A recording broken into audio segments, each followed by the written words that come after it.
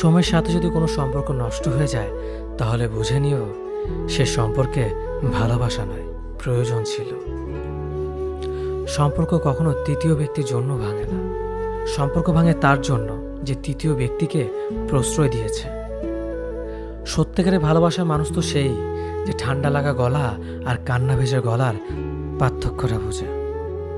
আঘাত ছাড়া জীবনে কখনো উন্নতি করা যায় না।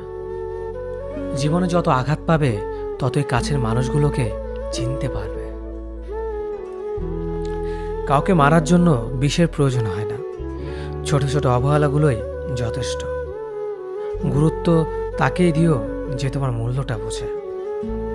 ঠাট্টা ছলে যে তোমাকে মানুষের সামনে অপমান করে, তাকে বন্ধু মানিও না। প্রিয় মানুষের সাথে কথা না বলে থাকাটা সত্যিই খুব কষ্টের। ধৈর্য মানুষকে উন্নত করে, রাগ মানুষকে ধ্বংস করে। জীবনে 3টি কথা মনে রাখবেন। যে তোমাকে বিপদের দিনে সাহায্য করেছে, তাকে কোনোদিনও ভুলবে না। মায়া ত্যাগ করতে শেখো, দেখবে কষ্ট এমনিতেই কমে যাবে।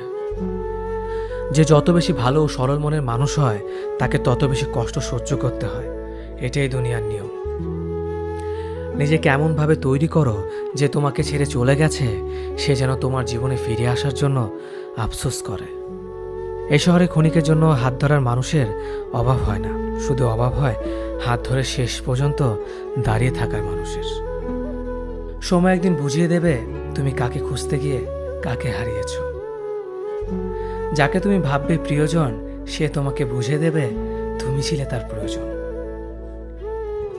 মানুষের জীবনে যে জিনিসটা থাকা সবচেয়ে বেশি প্রয়োজন, তা হলো ধৈর্য। সময় কখনো দুঃখ কষ্টগুলোকে ভুলিয়ে দেয় না, সময় দুঃখ কষ্টগুলোকে মানিয়ে নেওয়া শেখায়।